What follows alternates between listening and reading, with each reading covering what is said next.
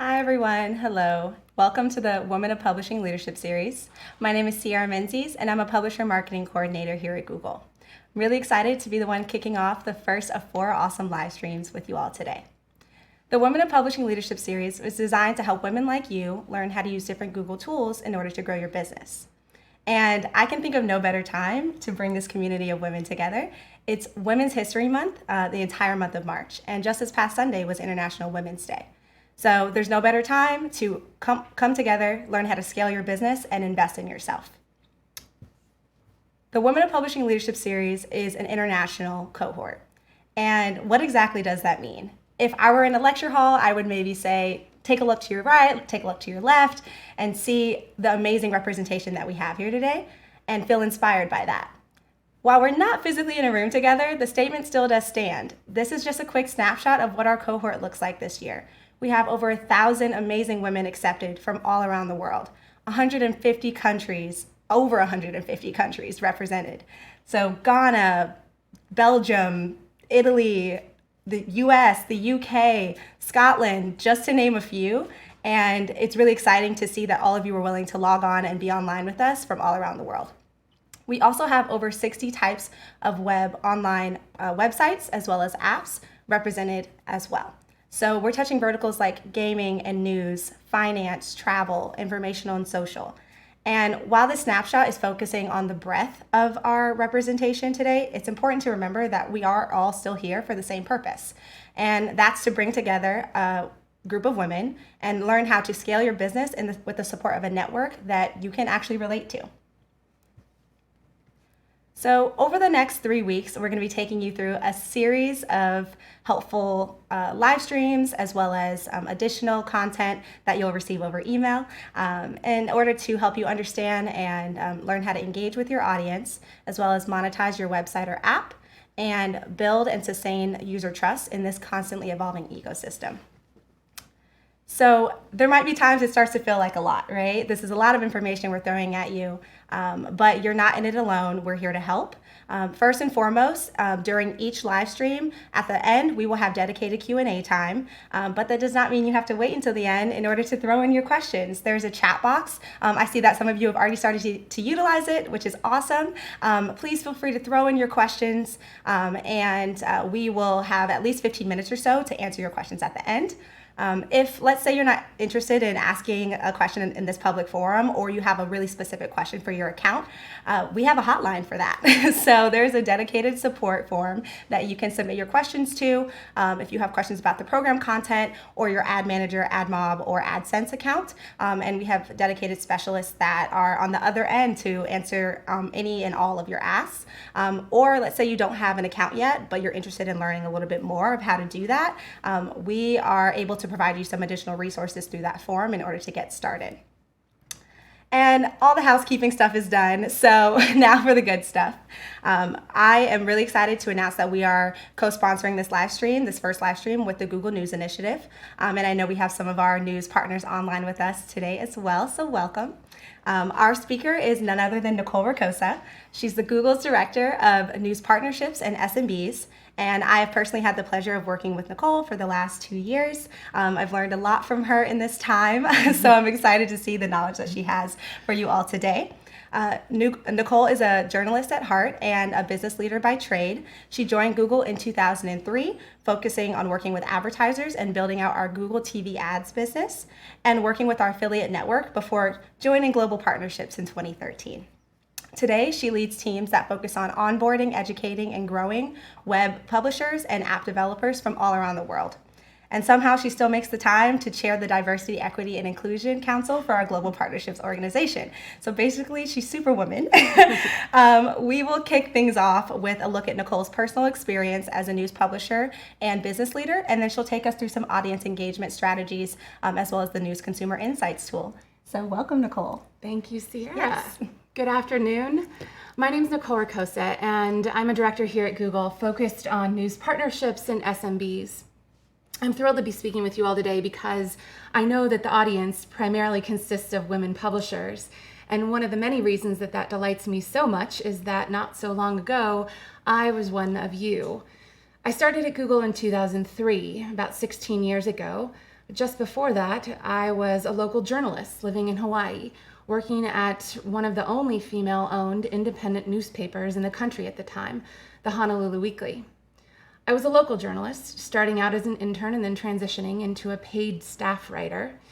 I covered the people and the culture of Waikiki, telling the unique stories of the street performers, the artists, and the local legends there. I was earning just 20 cents a word, writing 2 to 3 stories a week, at about 300 words a story. And I loved my time in Honolulu, but things were tight. I had no money. The newspaper had no money, but I loved every minute. I loved creating content, giving a voice to the community of Waikiki. I loved telling the stories of the people there, and I loved knowing that our readers trusted us to do that. Ultimately, the Honolulu Weekly struggled with circulation and struggled to drive ad revenue. It shut down in 2013. It's not a unique story, yet it's my time as a journalist, coupled with the work that I have had the privilege of doing here at Google, that leave me more committed and focused on the future of content and app creators than ever before. And this broader connection between the world of content and Google is an obvious one. It stems from Google's founding mission to build a more informed world. I think we all share a common cause and believe in providing access to quality information and content. And some types of content, such as quality journalism, are more critical than ever before to our global democracies and global well-being, ensuring individuals have the information that they can trust to be more informed and healthy citizens. Now let's talk about this program for a moment. The program was created because we also believe in providing quality access to resources for women publishers. The Women of Publishing Leadership Series was designed to help women who are experiencing challenges firsthand learn how to successfully use Google tools to grow their businesses in the company of their peers. But why did we think a program designed just for women publishers would be worthwhile? Well, here's what we know to be true. Many women are operating in environments where they are one of few, having to navigate the complexities of what it means to be a female in the workplace. Women hold only 38% of manager-level positions, according to McKinsey's Women in the Workplace report, and that number is even lower when looking at executive and C-level positions. When women are given equitable opportunities and resources to succeed, they not only rise to the occasion, but they often blow it out of the water. Businesses founded by women deliver higher revenue, more than 2 times per dollar invested, according to a study conducted by BCG. And VCs could have made an additional $85 million over 5 years if they just invested equally in both the women and the men founded startups. So the evidence is clear, and the opportunity here is undeniable. We want to see you all thrive as business leaders, as innovators, app developers, founders, and content creators. And our hope is that all of you will leave here inspired to scale your business alongside a network of women to which you can relate, knowing that Google is your partner in that journey. So let's talk about how exactly to thrive in this digital age, where you're operating in a very complex environment. You're working to reach audiences who are inundated with content 24/7, distracted, and who expect customized, curated experiences that are tailored to their interests and to their attention spans. The good news is that through Google Analytics and other third-party data tools, we know more about our audiences and their site or app behavior than ever before. The question is, do you know what to do with that data? Do you know how to turn that data into business intelligence, into actionable insights? To be effective content creators, it's critical to leverage data to understand your audience and then to act on those findings. I want to introduce you to a tool that can help you with this: News Consumer Insights. Although we refer to it as News Consumer Insights, this framework can be used for any type of content publisher or app developer. If you've asked these or similar questions, then NCI can serve as a useful resource. Questions like, which readers are driving the most value on my site? And how do I build a loyal user base? These are all big questions that can be hard to uncover through the tsunami of numbers that you might be reviewing each day. NCI is a simple framework that both highlights the value across your audience and provides concrete recommendations against those value segments. It's not enough just to revisualize the data. Data for data's sake doesn't drive your business. Actionable insights do. So we created a playbook with 10 chapters to help your team put the insights into action on your properties. The playbook covers such riveting reading as GA optimization types and structured data. It's a total page turner. Well, at least Gail Tomlinson from Fairfax Media thinks so. Thank you, Gail. But what consistently resonates here is the simplicity visualization brings to critical concepts, such as the value of returning users, and how in comparison to casual, it takes fewer readers to drive more page views. In this example, 80% of page views are driven by 36% of total users. This is meaningful information. Now, we've looked at some ways to use Google Analytics to turn the tsunami of numbers into metrics that matter for your business. But wait, there's more. That's not the only kind of data that you need to understand your users and drive engagement. Not all data is objective. Enter Google surveys for publishers. If Google Analytics is objective, passively collected data, then Google Surveys is subjective, actively collected data from your readers. It's a way to hear directly from them what they're experiencing on your site. Now, it doesn't matter what feedback mechanism you use, but we urge you to use at least one, and better yet, both. Understanding both the what from the passively collected and objective analytics like GA, and the why from active collected subjective surveys enables you to have a 360-degree view of your user base. We've partnered with The New Yorker for some time and thought it could be helpful to share some key actionable insights our teams have surfaced in working with them on their audience engagement strategy. Now, these insights can be applied across all of their brands and many of your brands as well. And I should mention that we also have ongoing engagements with Vanity Fair and Wire too. So let's start with a look at their casual readers. The main goal here is to make casual readers fall in love with your brands. You can do this by making your pages load faster and prioritizing content over marketing messages for casual mobile users. The New Yorker leveraged Google's PageSpeed Insights tool to identify quick changes that they could make to improve site load time. They also rediscovered newsletters by way of the NCI framework, learning that readers who received a newsletter read twice as many articles as the average reader. Moving on to a focus on loyal readers. The New Yorker focused on a few different tactics, and here are a few examples of ways that you can focus on driving your loyal readers down funnel. A recirculation strategy to consistently bring loyal readers back to your web and app. Newsletters, again, testing out different newsletter variations to deepen engagement with your audience. And finally, setting up push notifications to re-engage your audience.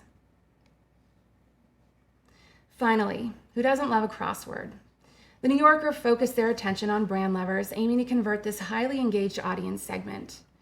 Over a 30-day period, the New Yorker crossword generated 0.61% of total page views, while the industry standard is usually closer to 3%. Knowing that crosswords tend to be a loyalty driver, the New Yorker recognized that these should be easier to access. So they worked to improve discoverability, and it's a great best practice for each of you. Identify and improve the discoverability of the content that your brand lovers are most engaged with. Other tactics for targeting brand lovers on your site or app include deploying more visible call to action buttons, promoting subscription offers and benefits directly in your paywall if you have one, and finally, optimizing subscription landing page content and layout. I sometimes think back to 2002 working at the Honolulu Weekly, living in my tiny little apartment outside of Waikiki, surviving on SPF 30 and macadamia nuts, and to 2013 when the newspaper shut down. And I wonder what we could have done differently. Maybe a stronger audience engagement strategy would have helped. Maybe getting ahead of the digital shift would have been helpful. It's hard to say for sure, but I also think about the remarkable journey that I've had since my time there, all that I've learned, and especially the lessons that I've learned as a female business leader along the way. Since you all now have better insight on how to thrive as a content creator, I'd like to leave you all with 3 thoughts on how we can thrive as a collective of women leaders. First, embrace and repeat the statement, I am remarkable. I am remarkable. Women tend to struggle with speaking about their accomplishments. In fact, if I asked each of you to tell me why you are remarkable, I imagine many of you would stumble through, giving credit to the people around you, awkwardly dancing around the idea of self-promotion. But work on this. It's critical. Work to become comfortable with speaking to your achievements, and if you want support, look at Google's I Am Remarkable program for more information and inspiring stories. Second, be aware of that nagging voice inside of your head and practice turning down the volume. What does yours say? I'm not good enough. I'm not smart enough. I'll never make it. I'm letting people down. I should be doing more. I'll never be as good as everyone else. Probably some version of one of these. Recognize what yours says and practice flipping the script. Because remember, you are remarkable. And finally, help to lift others up by leveraging your privilege. Each of us will find ourselves in meetings, pitches, negotiations, networking events, social situations where we might be able to offer support to someone who needs it. A more junior woman in your company who needs sponsorship, someone from another underrepresented group who could benefit from a stretch opportunity or some air cover, a quieter individual having trouble breaking into a conversation. Leverage your privilege where you can and help to inspire a world of women looking out for one another. Thanks so much for spending some time with me today. All right. Well, we're just going to go ahead and wrap things up and just kind of like a quick rundown. Thank you all so much for joining. This was amazing. Once again, if you have any specific questions that we unfortunately might not have had time to get to, please feel free to drop them into the support form that will go out at the end. In addition to that, we'll have the NCI playbook that's going to go out in an email. And if you have specific questions about the NCI playbook, you can ask via the support form as well. And last but certainly not least, once again, you'll receive a feedback survey at the end of this, and we really do take feedback very seriously. So please submit it. But we are so happy to close things out with you all today, and looking forward to seeing you all at the next webinar, which will be next Tuesday around web monetization, specifically around the use of auto ads. And it will be at 1:30 p.m. Eastern, so the same time. Thank you all.